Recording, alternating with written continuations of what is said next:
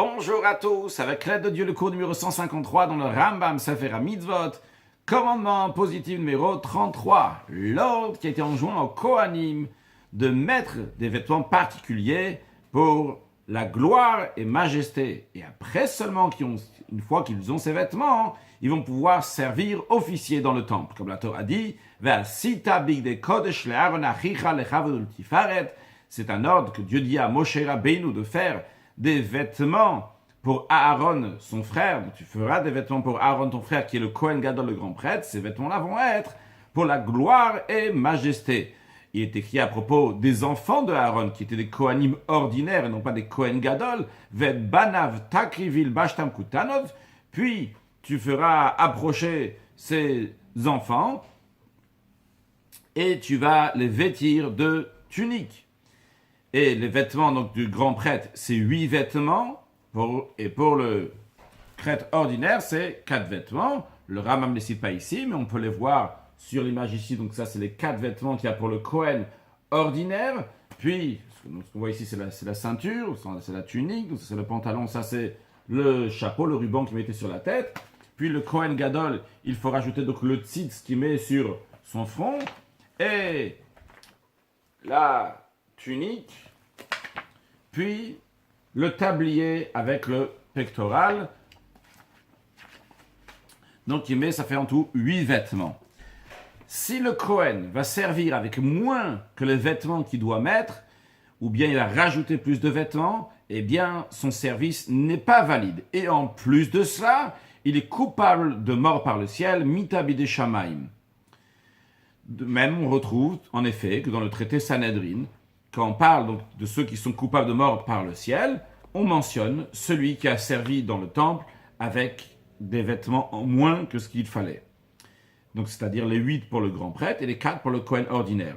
Le Rav nous dit sur cela, il n'y a pas de verset, mais on apprend du fait que le verset dit « Vechagarta otam avnet » tu vas les ceindre avec la ceinture, et à la suite de ça, etc. Et après, il y a écrit « Vehaita lahem keuna » et ça sera pour eux la prêtise. On apprend de cela que vu qu'il y a écrit une fois qu'ils vont avoir le vêtement, ils vont avoir la keuna, la prêtise, sous-entendu que uniquement lorsqu'ils ont les vêtements, ils ont la prêtise. S'ils n'ont pas les vêtements, eh bien à ce moment-là, ils ne sont pas considérés comme Kohen, comme un prêtre. Donc s'ils ont servi dans le temple, c'est comme quelqu'un d'ordinaire, quelqu'un de zar, d'étranger, qui n'est pas Kohen, qui a servi dans le temple, et donc qui est coupable de mort par le ciel, comme on apprendra dans le commandement négatif 74. Dans le Sifra, il est dit Vayasem alav et achoshen. Donc c'est un verset qui parle lorsque Aaron est en train d'être intronisé dans les 7 premiers jours et comment Moshe Rabbeinu a mis sur lui, a placé sur lui le choshen, le pectoral sur Aaron. Et le Sifra nous dit comme ça cette paracha, cette section, ce passage nous enseigne aussi bien pour le moment même, au moment de l'intronisation donc de Aaron, mais aussi bien pour les générations à venir. Et elle nous enseigne aussi bien pour le service de tous les jours, donc il doit être fait avec les 8 vêtements pour le Kohen Gadol, et aussi bien pour le service du jour de Kippour, que lui, il est fait uniquement avec des vêtements blancs. Quand on dit les vêtements blancs, c'est-à-dire uniquement les 4 vêtements que le Kohen ordinaire met, le Kohen Gadol aussi dans certains moments de Kippour, quand il fait ce qui est particulier à Kippour, il met uniquement 4 vêtements comme le Kohen ordinaire et non pas comme le Kohen Gadol qui a 8 vêtements pendant toute l'année. Le Rav nous dit que c'est déjà été expliqué dans l'expression du Sifra que mettre ces vêtements-là, c'est un commandement positif. Où est-ce qu'on trouve ça dans le Sifra ? Il est dit comme ça, d'où on sait que Aaron, lorsqu'il met ses vêtements, il ne les met pas parce que pour sa grandeur, à sa splendeur à lui-même, mais il les met uniquement parce que c'est l'ordre du roi, donc l'ordre de Dieu. Le verset dit, Vayas kashatziva Hashem et Moshe, il a fait comme Hashem avait ordonné à Moshe, c'est-à-dire que ces vêtements-là, bien qu'ils sont extrêmement beaux, ils sont en or avec des pierres de Shoham ou de Yashvé, certains traduisent Shoham et Yashvé par des pierres d'onyx et de jade, et d'autres pierres précieuses. Mais Aaron ne doit pas avoir l'intention de s'embellir avec ça. Pourquoi il les met uniquement pour accomplir le commandement de Dieu que Hashem il a ordonné à Moshe. Et ces vêtements-là, il les met dans le temple. Ces lois-là ont été expliquées, les lois de ce commandement ont été expliquées dans le 2e chapitre de Zvachim et dans plusieurs endroits dans le traité de Kippourim, c'est le Rambam fait référence au traité de Yoma et le traité de Souka. Commandement négatif numéro 88. Il est interdit de déchirer l'ourlet de la robe du Kohen Gadol. Donc il a une robe qu'on a montrée tout à l'heure, et cette robe-là, donc l'ourlet n'a pas le droit d'être déchiré. En effet, la Torah dit que l'ourlet du Kohen Gadol, tout le long, ça devrait être bien doublé pour faire attention que ça ne va pas être déchiré. Et comme la Torah dit, donc il faut que ça soit cousu d'un bout à l'autre, donc de deux côtés. Donc on fait un ourlet comme ça sur tout le long. Et comme la Torah dit, Kefi tacha'i et le loïkarea, donc il va avoir un rebord, un ourlet, donc comme dans les côtes de mailles qui sont faits pour tenir bien fort, loïkarea de manière que ça ne va pas se déchirer. Celui qui le déchire avec des ciseaux ou quelque chose comme ça, il est coupable de malkout, de 39 coups de bastonnade. Commandement négatif numéro 87. L'interdiction de détacher le choshen du ephod. Le choshen, donc c'est le pectoral qu'on voit ici, et le ephod, donc c'est le tablier qu'on voit en dessous. On peut le voir aussi ici. Donc ici on a le pectoral, ça c'est le pectoral, et le tablier. Je vais trouver une autre image.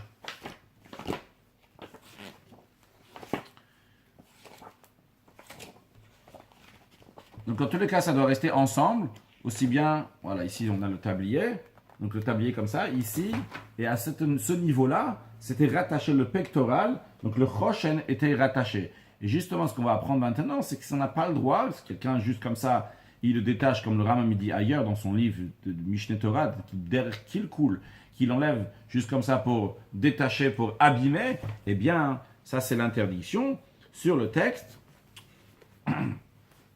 Je reprends oralement le texte. Donc l'interdiction d'enlever, de séparer le choshen, le pectoral du tablier, comme la Torah dit, que le choshen ne va pas se séparer du ephod, du tablier. Ça va toujours rester rattaché.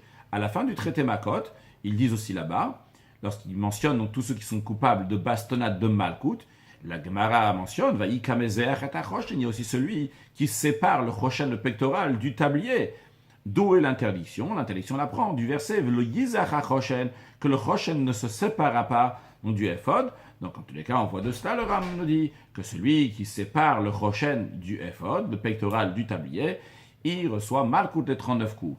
Commandement négatif numéro 73, l'interdiction de rentrer dans le temple ou bien de rendre une décision halachique de sujet de Torah, évidemment. Donc lorsqu'on est dans une situation d'ébriété, quelqu'un il a bu de l'alcool, il n'a pas le droit de donner une décision halachique. Ce que la Torah dit, Yain veshecher al tesht, c'est un ordre qui vient à Aaron, donc, qui était Cohen, qui dit donc du vin enivrant ne bois pas, bevoach emelo el moed, lorsque vous rentrez dans la tente d'assignation, et après, dans la suite des versets, il y a écrit, ou les horot et bnei Israël, et pour enseigner le bnei Israël, dont on apprend que ce qui est écrit quelques versets avant, au début, du passage Yain veshecher al tesht, du vin enivrant ne bois pas, se réfère non seulement pour lorsque vous rentrez dans la tente d'assignation pour servir, mais aussi pour enseigner, pour donner des décisions halachiques au peuple juif. On n'a pas le droit de le faire dans un état d'ébriété. L'expression du Talmud est la suivante. Si quelqu'un a bu un révit de vin, un révit, donc c'est 86, ça correspond à 86 millilitres de vin, il n'a pas le droit de donner de décision halachique. Dans cette punition, pour celui qui a transgressé, il y a une différence. C'est-à-dire que celui qui a bu du vin, il n'a pas le droit de rentrer dans le temple depuis le Oulam jusqu'à la Oulam la Misbéach, c'est-à-dire comme on peut voir ici dans l'image, ça c'est une image vue du haut, donc ça c'est le temple, et on a le Misbéach, donc l'autel qui est là. Là, ça c'est le Oulam, c'est l'entrée qu'il y a ici après les marches que nous voyons ici. Alors, à partir de cet endroit-là, ben la Oulam, ben la Misbéach, de là à là, avec tout le Heichal, donc c'est tout ce carré ici, donc à l'intérieur de ça, il y a le Saint et le Saint des Saints, tout ça, donc c'est appelé le Heichal. Donc il n'a pas le droit de rentrer à partir de cet endroit-là, il n'a pas le droit de passer. S'il est rentré, il est coupable de malkout, de bastonnade. Maintenant, s'il a servi lorsqu'il était dans un état d'ébriété, eh bien, il est coupable de mort par le ciel. Maintenant, s'il a bu quelque chose, ce n'est pas du vin. Il a bu quelque chose d'autre. Donc, mais c'est aussi donc, une boisson qui est aussi enivrante. Et il a servi. Il est seulement coupable de malkout, de bastonnade, et non pas de mort. C'est pour ça aussi que tout à l'heure j'ai traduit le verset Yain veshecher al tesht par différentes des opinions donc, qui traduisent du vin enivrant bien qu'on peut traduire yain, c'est du vin, veshechar, et des boissons enivrantes. Mais on l'apprend aussi donc de ce verset-là, qu'on va voir dans un instant. Et tout celui donc qui donne une décision halachique lorsqu'il est dans un état d'ébriété, lorsqu'il est sous, que ce soit un Kohen, que ce soit un Israël, donc quelqu'un qui n'est pas Kohen, il transgresse un lave, un interdit, que ce soit qu'il soit sous avec du vin ou avec d'autres boissons enivrantes. Voici l'expression du Sifra. Yain al-tesht. La Torah dit, ne bois pas de vin. Je sais uniquement que le vin, c'est interdit. D'où je déduis que les autres boissons enivrantes aussi sont interdites. Le verset dit, veshechar, les boissons enivrantes. Ah, dans ces cas-là, pourquoi il y a écrit yain du vin? On aurait pu dire boisson enivrante tout court. C'est seulement pour nous dire que s'il a bu du vin et il a donné une décision halachique, ou bien il est rentré faire son service lorsqu'il était suite à boire bu du vin, eh bien dans ces cas-là, il est coupable de mort. Par contre, si il a bu d'autres boissons enivrantes, eh bien dans ces cas-là, c'est uniquement un lave, donc un interdit, sur lequel il sera coupable de malkout. Là-bas aussi, dans le Sifa, il est dit, d'où on sait qu'il sera coupable uniquement s'il a servi dans le temple dans un état d'ébriété, et non seulement donc si juste il est rentré sous. Le verset dit, toi et tes enfants avec toi, lorsque vous allez rentrer dans la tente d'assignation, c'est-à-dire que toi, Aaron, et tes enfants qui sont Kohen, quand est-ce que vous allez être coupables, passibles, si vous allez être sous, c'est si vous êtes rentré là-bas dans un état lorsque vous rentrez dans la tente d'assignation. Là-bas aussi, il est dit dans le Sifa, on aurait pu penser que les Israël sont coupables, passibles de mort, juste parce qu'ils ont donné une décision halachique quand ils étaient dans un état d'ébriété. Le verset dit, toi, Aaron et tes enfants avec toi, vous n'allez pas mourir. Donc toi et tes enfants, vous êtes passibles de mort si vous avez fait votre service dans un état d'ébriété. Par contre, un Israël, quelqu'un qui n'est pas Kohen, et qui a enseigné, ou bien même un Kohen qui a enseigné dans le sens qu'il a donné une décision halachique, eh bien, il ne sera pas coupable de mort pour cela. Les lois de ce commandement ont été expliquées dans le 4e chapitre du traité Kritut.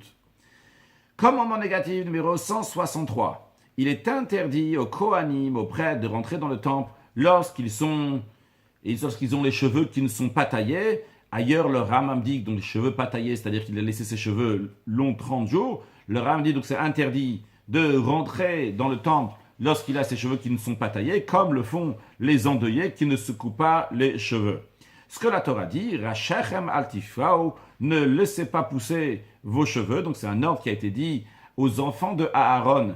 Donc Nadav et Avihu, lorsqu'ils sont morts, les autres frères Elazar et Itamar, il leur a dit à eux de ne pas laisser vos cheveux longs. Et comme le Targum, la traduction araméenne, Onkelos dit, Loterab un perua, ne laissez pas vos cheveux longs. Dans Yecheskel, dans le prophète, lorsqu'il dit les lois des Kohanim là-bas, il dit, ou faire aloy shalechu, ils ne sont pas les cheveux longs. De même, ce qui est dit dans le Metzora, Verosho Yefarua, que ses cheveux ne seront pas coupés. Donc là-bas, il doit laisser ses cheveux longs. Le Sifra dit, c'est Yegad al-Pera, il va laisser ses cheveux longs. Encore le langage du Sifra, quand il y a écrit Rachechem altifrau, vos têtes, à vous donc les Kohen, les enfants de Aaron, ne laissez pas vos cheveux longs, bien que vos frères sont morts, et donc il y a un deuil, mais altifrau, ne laissez pas vos cheveux longs. Comment on traduit ça dans le Sifra? Ces mots altifrau, altegadlu, ne le laissez pas long. Cette interdiction de rentrer dans le Beth Amikdash avec les cheveux longs, donc pour les Kohanim, donc ce qui est interdit, c'était répété dans le Kohen Gadol, quand la Torah dit Ed Rosh lo Yifra, qu'il ne laisserait pas ses cheveux longs. Et il a répété chez le Kohen Gadol pour ne pas qu'on va penser, bon, ça n'a pas été dit aux grands prêtres, ça a été dit aux enfants de Aaron, que c'est des Kohanim ordinaires. À eux, il y a écrit Rachechem altifrau, ne pas les cheveux longs. Et eux, c'était uniquement donc, parce qu'il y avait un mort. Mais s'il a fait ça, il a laissé ses cheveux, c'est pas derrière Haveilut. C'est pas pour un signe de deuil. Les enfants de Aaron, c'était dans une situation de deuil. Mais si c'est pas pour deuil, juste comme ça, il laisse les cheveux longs, on aurait pu penser que c'est permis. C'est pour ça, la Torah souligne dans le Kohen Gadol, au grand prêtre. Non, c'est pas un principe. Qu'un Kohen en général, Kohen Gadol ou Kohen ordinaire, eh bien, quand il sert dans le temple, parce qu'il sert dans le temple, eh bien, il doit être beau de ne pas avoir les cheveux longs. Celui qui transgresse ce commandement-là, il est coupable de mort. Qu'est-ce que ça veut dire s'il transgresse ce commandement? C'est s'il a servi dans le temple lorsqu'il a les cheveux longs. Et parmi ceux qui sont disons, coupables de mort par le ciel, donc ils sont cités dans le Talmud, c'est Pou et Roche, ceux qui ont les cheveux longs, parce qu'il y a écrit à propos d'eux, donc les Kohen qui servent avec les cheveux longs, il y a écrit Velo tamutu, vous n'allez pas mourir. Mais s'il est rentré dans le temple avec les longs cheveux, mais il n'a pas servi, il n'a pas officié dans le temple, eh bien c'est uniquement un interdit, et non pas, et donc en principe dans l'interdit, il est coupable de Malkout, mais il n'est pas coupable de mort. Et on conclut avec le commandement négatif numéro 164, l'interdiction qui a été donnée aux Kohanim de rentrer dans le temple lorsqu'ils ont des vêtements déchirés. Comme la Torah dit, et vos vêtements, vous n'allez pas déchirer, vous n'allez pas mourir. L'expression du Sifra est la suivante, vos vêtements, vous n'allez pas déchirer, ne déchirez pas vos vêtements. C'est-à-dire que le Sifra traduit le mot tifrom ou pas tikreu, ne déchirez pas vos vêtements. Cet interdit a aussi été répété dans le Kohen Gadol, comme il y a écrit Uvegad avlo yifom, que ses vêtements, il ne va pas déchirer. Maintenant, le Ram nous dit, sache que le grand prêtre, même si ce n'est pas au moment du service, il n'est pas en train d'officier dans le temple, il n'a pas le droit de déchirer ses vêtements s'il a eu un mort. Et c'est la raison pour laquelle la Torah répète ça pour le Kohen Gadol, pour dire que même s'il a un mort, il n'a pas le droit de déchirer ses vêtements.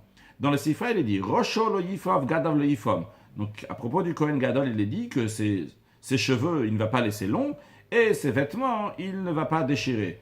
Le Sifra explique qu'il s'agit, s'il y a quelqu'un, un proche qui est mort, comme les gens en général, donc laissent leurs cheveux longs et déchirent leurs vêtements, mais le Kohen Gadol, ce n'est pas le cas. Le Sifra donne plus de précision sur ça, sur le fait de ne pas déchirer.